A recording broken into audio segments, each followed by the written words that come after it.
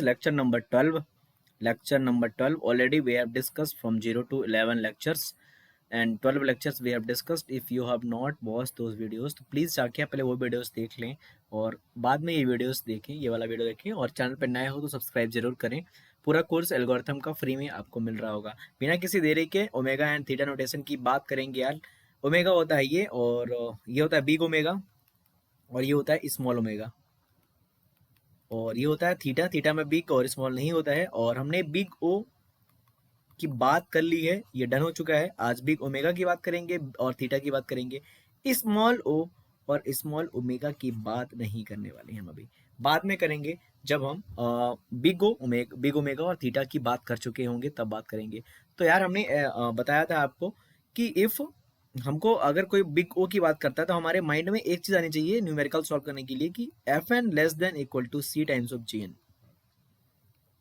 Then we can say that F of N is equal to order of ji of N. कोई आपसे F N और G N देता है, पूछता है क्या F N is equal to order of ji of N, यदि है तो आपको ये चीज प्रूव कर देनी है जहां पे देयर इज एन नॉट। आप एन नॉट कोई भी मान सकते हो, एन नॉट एन जिससे बड़ा होना चाहिए। ठीक है, हमने पिछले वीडियो में देखा, यदि आपने नहीं देखा तो वो जाके पहले आप वो वीडियो देखें, तभी आपको ये सारी चीजें क्लियर होंगी। ओमेगा नोटेशन की बात करते हैं तो हमारे पास यदि दो फंक्शन है, नॉन निगेटिव फंक्शंस है, ठीक है, तो यहाँ पे हम डायरेक्ट डेफिनेशन लिखेंगे क्योंकि हमने बिग ओ देख लिया है। तो what is the meaning of omega? Omega का मतलब होता है मिनिमम बड़ा केस, मिनिमम केस। हमने देखा था एक एरे है, उसमें से एक इंसान x को ढूंढना है, तो x यहाँ पे हो सकता है, यहाँ पे हो सकता है, यहाँ पे हो सकता है, यहाँ पे भी हो सकता है, यहाँ पे, ऐसा नहीं कि यहाँ नहीं हो सकता है। लेकिन हम बात करेंगे तो यहाँ पे अगर होगा तो वो होगा ओमेगा वाला, यहाँ पे होगा थीटा वाला केस, यहाँ पे होगा तो बिग ओ वाला केस। मैक्सिमम जो होता है वो मैक्सिमम टाइम लगेगा हमें n टाइम्स, और वो हो जाएगा order of n, that is maximum case order वाला होता है और मिनिमम केस क्या होता है, ओमेगा वाला होता है। तो हमें क्या करना है, मिनिमम वैल्यू बतानी है किसी फंक्शन की। तो यदि मैं बोलूं कि if f of n is greater than equal to c times of g of n, then we can say that f of n is omega of g of n। यदि हम ये प्रूफ कर दें कि हमारा function F N G N से बड़ा होगा या जी एन के बराबर होगा तो उसको बोलते हैं ओमेगा नोटेशन। ग्राफ देखेंगे, ग्राफ से समझेंगे चीजों को। और यहाँ पे सेम चीज, c is constant, c is constant, constant c greater than 0 होना चाहिए, n greater than equal to n not is constant and n not greater than equal to 1 होना चाहिए। सिंपल। n नॉट को आप ग्रेटर देन 1 भी मान सकते, greater than equal to 0 मान सकते हैं, कोई दिक्कत नहीं है। नॉन नेगेटिव होना चाहिए, मान सकते हैं आप। वैसे आप कुछ भी मान सकते हैं, कोई दिक्कत नहीं है। आप यहाँ पे कांस्टेंट पे तो फर्क पड़ता नहीं है। ग्राफ की बात करते हैं यार, लास्ट में हमने ग्राफ देखा था। तो हमारा एफ एन जो है, एफ एन, ठीक है, एग्जाम्पल के लिए देखते हैं। एफ एन कोई भी ले लो, एफ एन ले लो, एन प्लस 10 ले लो, और जी ऑफ एन ले लो, वो कितना ले लो, एन ले लो, एन प्लस 30 ले लो। चलो जी ऑफ एन को एन प्लस 30 ले लो।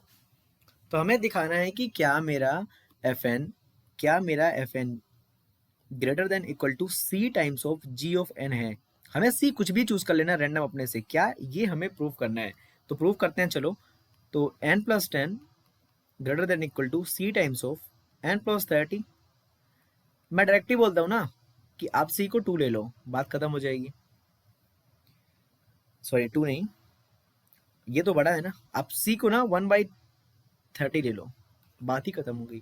तो मैं इधर अगर सी ले लेता हूँ तो N plus 10 greater than equal to 1/30 into N plus 30। तो N plus 10 greater than equal to, अगर इसको अंदर मल्टीप्लाई करोगे, N by 30 plus 30/30 that is 1। तो एन प्लस 10 की value greater than equal to N by 30 plus 1 की होगी, क्या नहीं, क्या होगी, यस। तो हमने प्रूफ कर दिया ना कि हम इसको कर सकते हैं। There exist a C, don't worry about the N not. आपसे कोई नहीं पूछेगा एन नॉट, मैंने आपको पहले वीडियो में बताया था कि एन नॉट सी कैसे निकालते हैं। So F N is greater than equal to C times of G N, then we can say that कि N plus 10 is greater than equal to C times of N plus 30। Yes, अगर ऐसा है तो हम बोल सकते हैं कि F of N is equal to omega of G times of N, that's it, हम बोल सकते हैं यस। सो सर ग्राफ की बात करते हैं, हम ग्राफ की बात किए थे, तो ग्राफ कैसे देखेंगे, ग्राफ देखते हैं यहाँ पे। तो ये वाला ग्राफ हम कहाँ पे देख लेते हैं, इधर देख लेते हैं, यहाँ पे ग्राफ कॉर्नर पे। तो हमने ये ग्राफ बनाया, ये हमने एक्स एक्सिस बना दी एन वाला, और इधर हमारा एफ ऑफ एन हो जाएगा और जी ऑफ एन हो जाएगा दोनों एंड, ठीक है। तो अभी हमें को एफ एन को बड़ा बनाना है, तो एफ एन पहले नीचे डांस कर रहा है, ऐसे ऐसे से डांस कर रहा है एफ एन, फिर अचानक से ऐसे बढ़ गया, ठीक है। तो ये यहाँ पे एफ एन हो गया हमारा, और फिर हम रैंडम ग्राफ ले रहे हैं यार, आपको डरने की जरूरत नहीं है। और हमारा यहाँ पे जी एन पहले बहुत ऊपर था, ऐसे ऐसे घूम रहा था, ऐसे ऐसे ऐसे, लेकिन ऐसा टाइम आया ना कि जी एन यहाँ पे नीचे हो गया, ये पॉइंट ऐसा पॉइंट आया, दिस इज एन नॉट, ठीक है। तो ये हमारा जी एन हो गया। तो हमारा एफ एन एन नॉट एक टाइम के बाद क्या हो गया, बड़ा हो गया हमेशा के लिए, एफ एन हमारा ग्रेटर देन इक्वल टू हो गया जी ऑफ एन के इक्वल वाला कंडीशन इसके लिए है, don't worry about the graph. तो इस कंडीशन को हम बोलते हैं omega condition, then F N is equal to omega of ji of N, C times of लिख लो यहाँ पे, कोई दिक्कत नहीं है। यहाँ पे एक एन नॉट है जो less than equal to N के होना चाहिए, मतलब एन बड़ा हो जाना चाहिए एन नॉट से, या N greater than equal to N not, दो कंडीशन लिखो, दोनों ही सही है। So that is the standard definition of the that particular omega thing. Omega का एक स्टैंडर्ड डेफिनेशन हो गया आपके लिए। और ज़्यादा इन डेप्थ मैंने डिस्कस क्यों नहीं किया, क्योंकि मैंने बिगो में काफ़ी चीज़ें डिस्कस कर ली थी। तो आप अगर नहीं समझ में आई कोई चीज़ कमेंट कर दो, प्रीवियस वाला वीडियो जरूर देख लो, तो आपको ज़्यादा क्लियरिटी हो जाएगी। प्रैक्टिस क्वेश्चन पे देखते हैं डायरेक्ट। तो हमें प्रूफ करना है क्या प्रूफ करना सारे क्वेश्चन में, F N is equal to omega of ji N, हमें ये सारी चीजें प्रूफ करनी है, ये प्रूफ करनी है अगले क्वेश्चंस में। लास्ट में है जो हमने वीडियो देखा था, उसमें हमें प्रूफ करना था क्या एफ एन हमारा बिग ऑफ एन के बराबर जी एन के बराबर है कि नहीं। ये हमने वीडियो नंबर लास्ट वाली वीडियो में देखा है, ठीक है। तो वो वीडियो आप जाके पहले देख लो। तो हमें अगर एफ एन को omega of ji n proof करना है, मतलब हमें प्रूफ करना है कि F N greater than equal to C times of G N है कि नहीं है। तो हम यहाँ पे एन प्लस 10 लेते हैं और greater than equal to C times of n लिखते हैं। तो यहाँ पे सी क्या चूज करो, अरे सी को यहाँ पे 1 ले लो ना, 1 ले लोगे तो 1 n plus 10 greater than equal to n होगा कि नहीं होगा, हो जाएगा, बात खत्म हो गई। We can say that F N is equal to omega of ji n, क्योंकि एफ एन यहाँ पे n प्लस 10 था, जी एन से बड़ा हो गया, सी इज इक्वल टू 1 लेने पे ही हो गया। क्वेश्चन नंबर 2 पे चलते हैं यार। क्या हमारा f N is equal to greater than equal to g n के है क्या, yes, n square plus n plus 10 is greater than equal to N square, yes, always always greater than equal to रहेगा, रहेगा कि नहीं रहेगा, बिल्कुल रहेगा। तो हम यहाँ पे सी अगर ले लो, यहाँ पे सी कोई भी, सी इज इक्वल टू 1 ले लो, तो ग्रेटर देन इक्वल टू 1 हमेशा रहेगा। सी इज इक्वल टू 1 ले लेगो तो क्या हो जाएगा, n square plus n plus 10 greater than equal to N square, always बड़ा होगा भाई, ये वैल्यू से वैसा बड़ी होगी, सिंपल सी बात है, लॉजिकल चीज है। So we can say that कि F N is equal to omega of ji N, इसका मतलब ही होता है कि एफ एन हमारा greater than equal to C times of G N है, तो ये वैल्यू हो गई, हमने प्रूव कर दिया। Simple example, very simple example. आगे चलते हैं और इस क्वेश्चन को देखते हैं। तो यहाँ पे हमारे पास एफ एन क्या है, एन स्क्वायर है, और जी एन कितना है, एन है। तो क्या एफ एन हमारा greater than equal to C times of ji n होगा, यही तो डेफिनेशन है किसकी, ओमेगा वाली कंडीशन की, कि F N is equal to, अगर ओमेगा ऑफ जी एन है तो ये वाली कंडीशन है। So N square is always greater than equal to c times of n, and you can take any value, I am taking 1. Let's move to another question. fn क्या n minus 10 greater than equal to n plus 10 के होगा, c times of, क्या greater than equal to होगा, yes होगा, कैसे, अरे n minus 10 यहाँ पे है,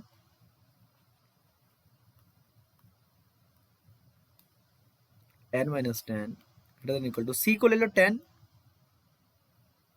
c को 10 ले लो, तो ये हो जाएगा n प्लस 10 डिवाइड बाई 10, और n minus 10 greater than equal to n by 10 plus 1, always होगा ग्रेटर देन।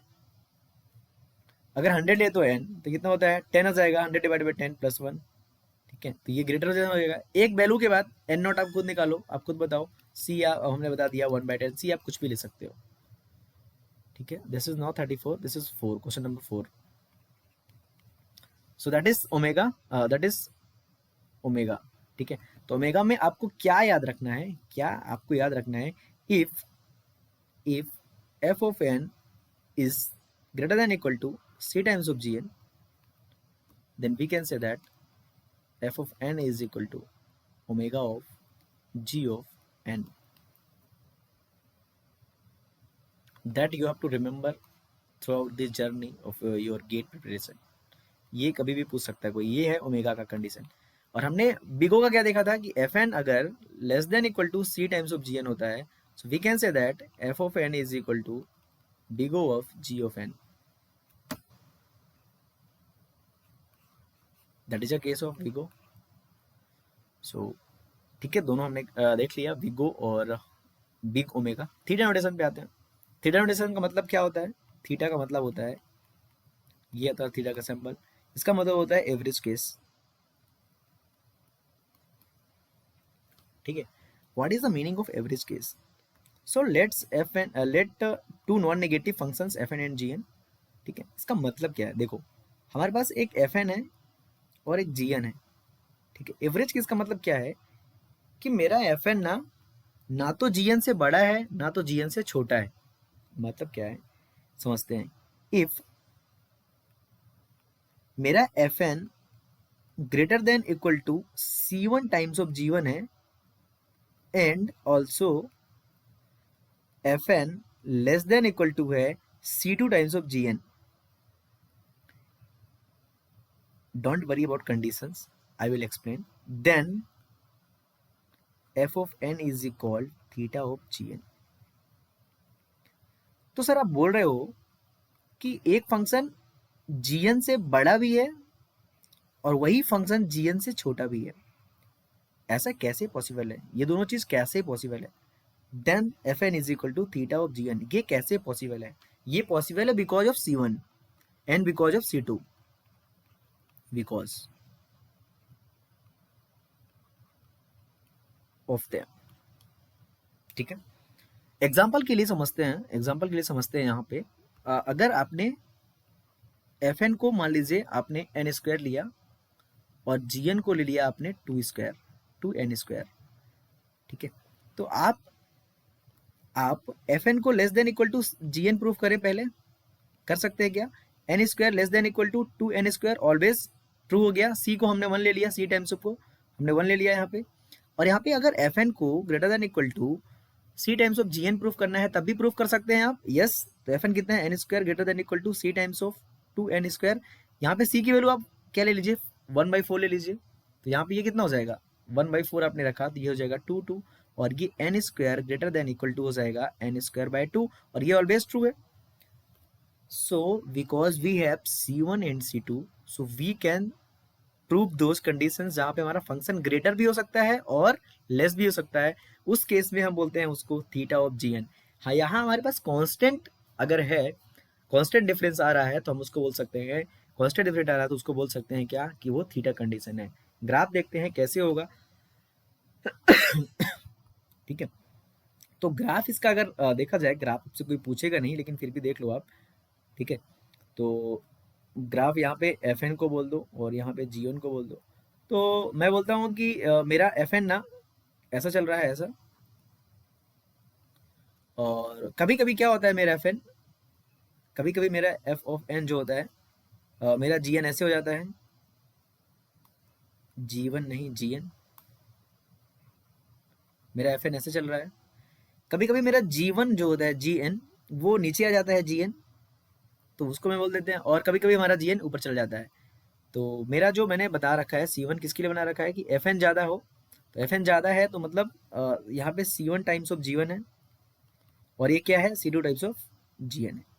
तो मेरा एफ एन जो है जी वन, सी वन और सी टू की दो वैल्यू चूज करने के बीच में होता है। एफ एन क्या है, बीच में है जी एन की, तो उसको बोलते हैं थीटा कंडीशन, थीटा कंडीशन, ठीक है। कभी मेरा एफ एन बड़ा हो गया, कभी फिर छोटा हो गया, मतलब बीच में ही है जी एन की, that is called theta condition. Don't worry about graph, आपसे कोई नहीं पूछने वाला। और अगर आपको समझ में आ गया तो अच्छी बात है, नहीं समझ में आया तो डोंट थिंक, टू मच, और रिपीट करके देख लो एक बार तो ज़्यादा क्लियरिटी हो जाएगी आपको। क्वेश्चंस ट्राई करेंगे। हमें दो चीज़ें प्रूफ करनी होगी। अब हमें अगर अगर थीटा प्रूफ करना है तो हमें करना पड़ेगा कि एफ एन मेरा greater than equal to C one times of G N है, ये वाली condition, and f of N less than equal to C two times of ji one हमें प्रूव करना है। सी वन सी टू आप आपके पास, you can choose. ठीक है, तो सबसे पहली कंडीशन देखते हैं, condition number one. So condition number one कि मेरा F N greater than equal to c n times of ji one है क्या? तो देख लेते हैं एफ एन कितना है, n greater than equal to C one of N है क्या? Yes, take c one to 1/2, तो n greater than equal to N by two है क्या? यस, मैथमेटिकली करेक्ट है ये। कंडीशन नंबर टू देखते हैं, F of N less than equal to C two times of G N है क्या? F of N कितना है हमारा, N less than equal to C two times of ji N, take C two two, तो N less than equal to two times of N है क्या? G N की value put कर दी N की। Yes, both condition are true, both conditions are true, then we can say that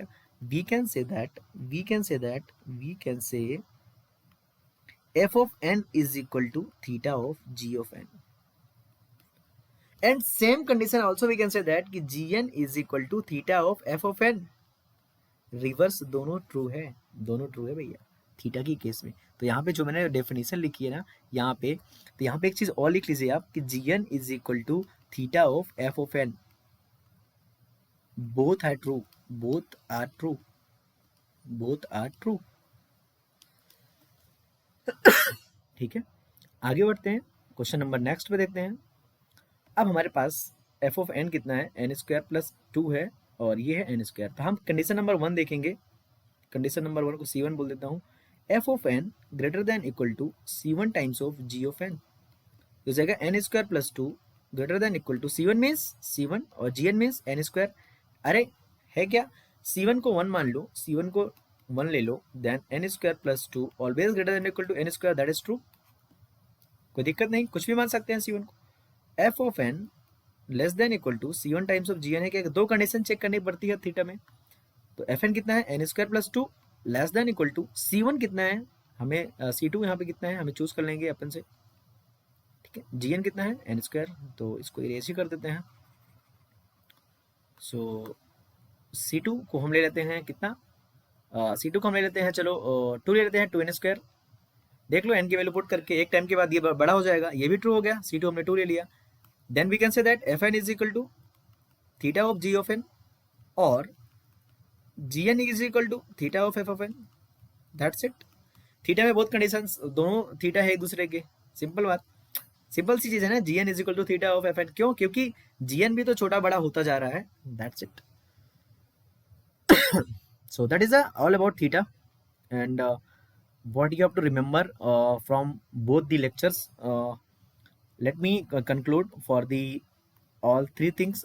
What is the meaning of big O? What is the meaning of omega? What is the meaning of theta? ठीक है, so let two functions fn and gn, non-negative functions fn and gn, ठीक है। So what you have to remember for big O, what you have to remember for omega. So if fn is less than equal to c times of gn, then f of n is equal to big O of g of n, ठीक है।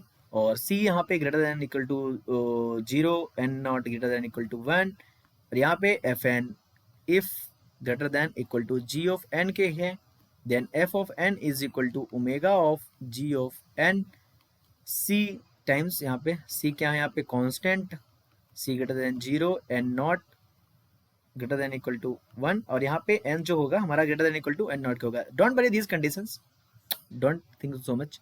And if f of n is greater than equal to c1 times of gn, and f of n is less than equal to c2 times of gn, then we can say that f of n is equal to theta of g of n, or gn is equal to theta of f of n.